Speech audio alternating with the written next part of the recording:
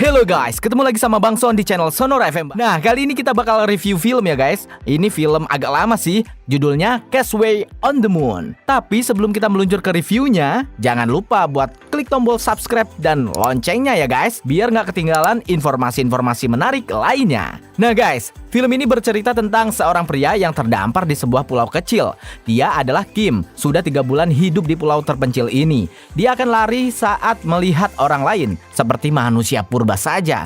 Beberapa bulan yang lalu, Kim ingin bunuh diri dan melompat ke sungai. Tapi tanpa sengaja dia terbawa ke pulau kecil ini. Ketika tahu dirinya masih hidup, dia mencoba memanggil bantuan. Tapi ponselnya rusak karena kena air. Jadi dia memutuskan untuk bunuh diri lagi nih guys. Dia mencoba untuk gantung diri. Tepat ketika ingin menjerat lehernya, tiba-tiba perutnya mules dan ingin buang hajat. Dia melihat seuntai bunga saat itu. Setelah dicicipi, ternyata rasanya manis. Hal itu mengingatkannya pada masa kecilnya. Nah, jadi dia memutuskan untuk menunda bunuh diri. Saat haus, dia akan meminum air sungai. Saat lapar, dia makan jamur mentah dan mulai memungut semua jenis sampah di sana. Suatu hari, dia menemukan perahu bebek yang usang, lalu menyulapnya menjadi rumah yang nyaman. Sekarang, dia bisa tidur dengan nyenyak. Perlahan dia mulai terbiasa dengan kehidupan seperti ini. Dia mulai mencoba menjaring ikan, tapi tak pernah dapat. Menombak ikan dengan garpu, tapi malah mengenai kakinya sendiri. Mencoba memanjat pohon, tapi sama sekali tidak berhasil. Mau tak mau, dia harus makan jamur lagi dan lagi. Suatu hari, saat dia keramas dengan sabun, sejumlah ikan keracunan dan mengapung di sungai. Akhirnya dia bisa makan ikan bakar dengan puas. Nah, keesokan harinya ya guys, seekor burung yang memakan sisa-sisa ikan itu, tulang-tulang ikannya juga mati keracunan nih guys. Yah, oke deh, burung bakar tampaknya lezat juga nih. Di pulau ini, tak ada hutang yang mengejarnya, jadi dia bisa hidup santai dan tenang. Ternyata awalnya Kim punya banyak hutang di kota. Kekasihnya juga meninggalkannya. Dia juga dipecat dari pekerjaannya. Jadi dia sudah tidak punya apa-apa lagi. Dan di pulau ini dia bisa hidup bebas dengan santai. Suatu ketika dia menemukan bungkus mie kacang yang lezat dan masih ada bumbu di dalamnya. Kebetulan ikan dan daging burung bakarnya itu kurang asin guys. Jadi dia sangat ingin sama mie ini.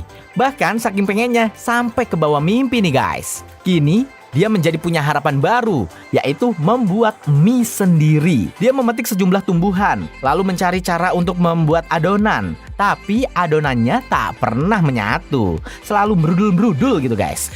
Dia tidak pernah berharap tindakan konyolnya ini diperhatikan oleh wanita aneh dari jauh. Belum pernah ada wanita seperti Jung Yeon ini. Kamarnya mirip tempat pembuangan sampah, selalu remang-remang tanpa ada sinar matahari. Bahkan berbicara dengan ibunya saja dia lewat SMS loh guys. Dia hanya membuka tirai kamarnya 2 kali dalam setahun. Keduanya yakni saat latihan pertahanan udara, karena saat itu semua mobil harus berhenti. Dan saat itu juga dia akan membuka tirai untuk mengambil gambar di dunia luar, atau di luar kamarnya maksudnya. Namun, kali ini dia tak sengaja memotret Kim yang ingin bunuh diri. Dia sangat terkejut, tak berani melihat dan bersembunyi di lemari. Tapi, karena penasaran, dia kembali mengambil kameranya dan mengarahkannya ke pulau itu. Sejak saat itu, wanita ini diam-diam mengamatinya setiap hari. Bahkan, membuka tirai dan mengintipnya di siang hari. Ini adalah pertama kalinya dia membuka tirai di siang hari dan memakan mie yang diimpikan oleh Kim. Dan suatu hari, dia melihat Kim bermain kotoran burung dengan gembira seperti anak kecil. Ternyata karena kotoran burung itu, Kim jadi dapat ide buat bikin mie nih guys. Idenya apa ya guys? Kim mulai mengumpulkan kotoran burung di perahu bebek itu. Usut punya usut, di dalam kotoran burung itu ada sisa-sisa biji tanaman guys. Dia pun mulai mengolah tanah, menggunakan kotoran itu sebagai pupuk dan menanam biji-biji di dalamnya.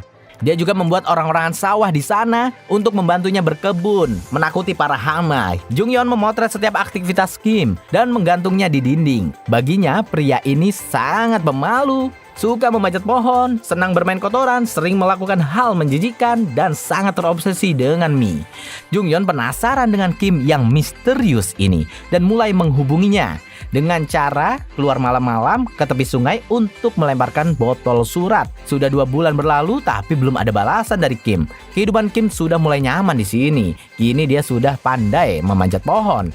Dia juga pandai menggoreng telur di pagi hari. Dia juga bisa menangkap ikan dengan mudah dan menyeduh teh sendiri. Benar-benar nyaman. Tapi suatu hari dia menemukan botol surat. Itu adalah botol surat dari Jung Hyun.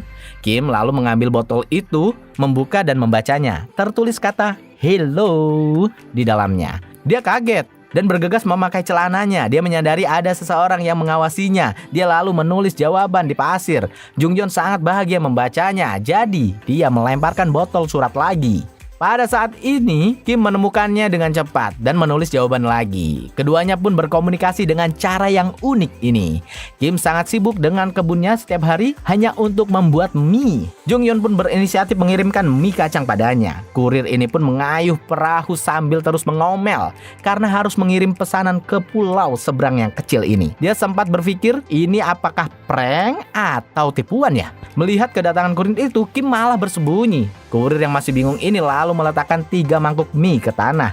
Tapi Kim tiba-tiba muncul dan meminta kurir untuk mengembalikannya. Kurir itu terpaksa menurutinya. Dia terus menggerutu di sepanjang jalan. Kurir itu terkejut saat Jung Hyun membuka pintu. Tapi dia tetap menyampaikan pesan dari Kim. Kim mengatakan, mie kacang buatannya sendiri adalah harapan baginya. Jung Hyun merasa sangat bersalah. Dia menulis permintaan maaf di botol itu. Dan Kim yang ada di tepi sungai membuat berbagai gerakan untuk menghiburnya. Sebagai bentuk saling memaafkan. Kini Jung Hyun mulai mau membuka kamar. Dia meminta ibunya membeli bibit jagung. Ibunya sangat senang. Sudah lama Jung Hyun mengurung diri, akhirnya mau berbicara dengannya.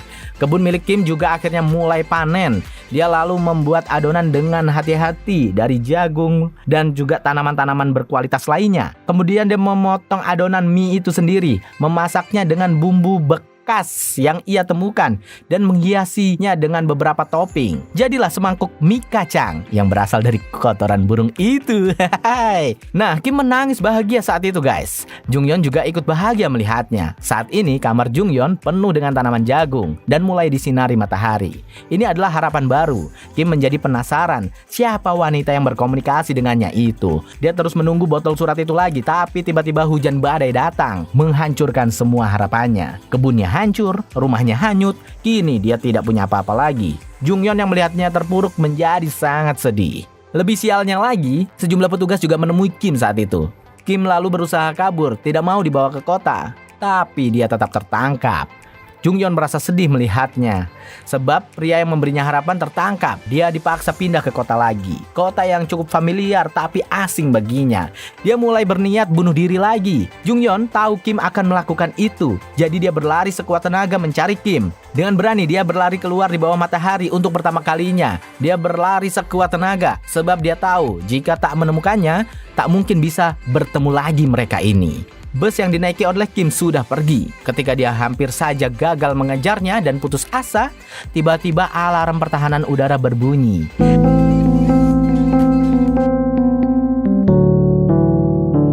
Semua mobil dan kendaraan harus berhenti di jalan. Jung Hyun langsung naik ke bus itu.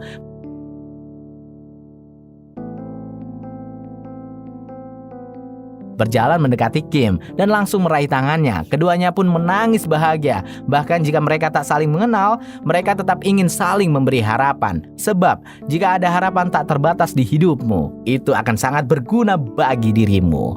Sekian ulasan dari Bang Son di film ini ya guys. Nantikan film-film berikutnya. See you!